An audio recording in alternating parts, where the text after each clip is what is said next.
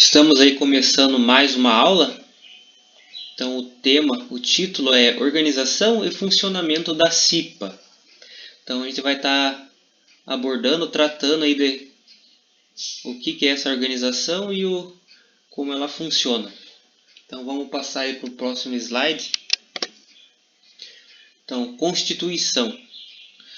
Então, deve constituir CIPA por estabelecimento e mantê-la em regular funcionamento as empresas privadas, públicas, sociedades de economia mista, órgãos da administração direta e indireta, instituições beneficentes, associações recreativas, cooperativas, bem como outras instituições que admitam trabalhadores como empregados.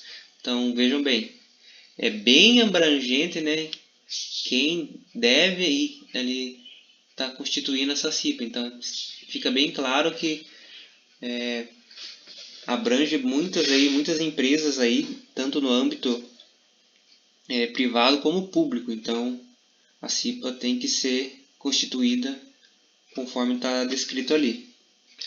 As empresas instaladas em centro comercial ou industrial estabelecerão, através dos membros da CIPA ou designados, mecanismo de integração com o objetivo de promover, vejam bem, promover o desenvolvimento de ações de prevenção de acidentes e doenças decorrentes do ambiente e instalações de uso coletivo, podendo contar com a participação da administração do mesmo. Então, eles têm que promover toda essa prevenção, essas ações que previnam ali acidentes e doenças. Então, juntamente com a administração.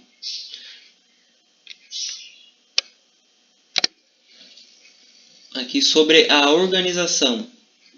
Então, como que ela é organizada? A CIPA será composta de representantes ali do empregador e dos empregados, de acordo com o dimensionamento previsto no quadro 1 desta NR. Então, a NR em questão é a NR5, que trata ali da CIPA.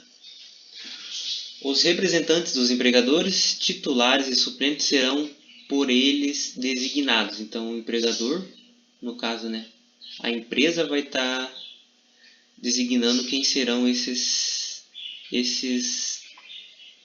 cipeiros, da parte dele.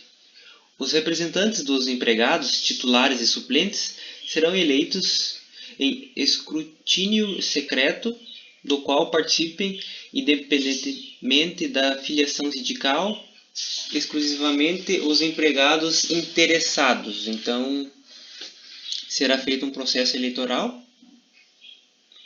Vai ser ele totalmente secreto, como ele diz, escrutínio secreto. E vai ser através desse processo que serão eleitos os titulares e suplentes da parte dos empregados. Então, o mandato dos membros eleitos da CIPA terá a duração de 1 ano, permitida uma reeleição. Então, esse é o tempo que tem de mandato. É vedada a dispensa arbitrária ou sem justa causa do empregado eleito. Então, ele não pode ser dispensado. Para o cargo de direção de comissões internas de prevenção de acidentes, que é a CIPA, desde o registro de sua candidatura até 1 ano após o final de seu mandato. Então, o empregado tem essa estabilidade. O empregador designará entre seus representantes o presidente da CIPA, e os representantes dos empregados escolherão entre os titulares o vice-presidente. Então, da parte do empregador, presidente, da parte dos empregados, o vice-presidente. Como que funciona então a CIPA? A CIPA terá reuniões ordinárias mensais, de acordo com o calendário pré-estabelecido. As reuniões ordinárias da CIPA serão realizadas durante o expediente normal da empresa. Então, durante o funcionamento da empresa que vai ser realizadas essas reuniões. As reuniões da CIPA terão atas assinadas pelos presentes. Então, sempre que tem uma reunião, tem a elaboração dessa ata. E aí, por final, a assinatura deles, dos que participaram lá. As reuniões extraordinárias serão realizadas quando houver denúncia de situação de risco grave e iminente que determine a aplicação de medidas corretivas de emergência, quando ocorrer acidente grave ou fatal, ou quando houver solicitação expressa de uma das representações. Então, será feita as reuniões extraordinárias. Agora sobre atribuições. O membro titular perderá o mandato, sendo substituído pelo suplente, quando faltar a mais de 4 reuniões ordinárias sem justificativa. Então, é dever ali do membro titular, né? Está sempre presente nessas reuniões. No caso de afastamento definitivo do presidente, o empregador indicará o substituto em 2 dias úteis, preferencialmente entre seus membros. Então, ele vai estar selecionando entre os membros ali dele quem será o presidente para substituir. No caso de afastamento definitivo do vice-presidente, os membros titulares da representação dos empregados escolherão o substituto entre seus titulares em 2 dias úteis. Então, entre eles ali que será substituir pelo novo vice-presidente. Sobre o treinamento. Então, a empresa deverá promover treinamento para todos os membros, titulares e suplentes, inclusive a secretária e sua substituta. Então, antes da posse. Então, eles devem receber o treinamento. O que deve conter nesse treinamento? Estudo do ambiente e condições de trabalho, investigação e análise dos acidentes, noções sobre acidentes do trabalho, noções sobre AIDS, noções sobre legislação trabalhista e previdenciária, princípios gerais de higiene do trabalho, organização da CIPA. Então, esse é o conteúdo que deve preparar ali os membros, né, da CIPA, titulares e suplentes. E sobre o processo eleitoral. Então, compete ao empregador convocar eleições para a escolha dos representantes dos empregados da CIPA até 60 dias antes do término do mandato em curso. Então, tem esses 60 dias ali para o empregador realizar essa convocação. O presidente e o vice-presidente da CIPA constituirão, dentre seus membros, com no mínimo 55 dias do início do pleito, a comissão eleitoral, que é o CE, que será a responsável pela organização e acompanhamento do processo eleitoral. Então, eles que vão estar organizando, estar fazendo todo o acompanhamento desse processo.